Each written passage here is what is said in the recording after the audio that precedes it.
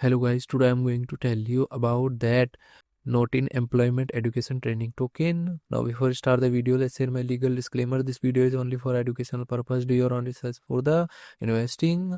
According to the website, not in employment education training NEET is a community driven meme coin on the Solana blockchain that embodies the cultural ethos of the financial disengagement and speculative hope.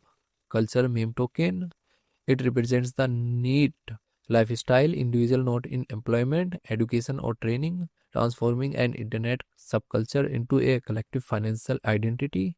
Solana-based assets built on Solana for last low-cost transactions. It operates as a typical meme coin without complex utility, relying on community sentiment for value. Community-led movement.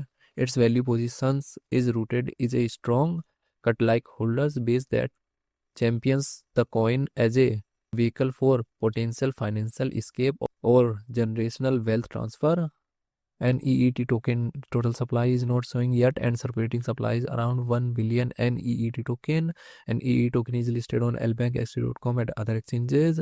If I share my opinion with you, then this project up to 70% chances that it is a legit or good project. So guys, don't take my opinion as a financial advice. Do your own research for the investing. Thanks for watching.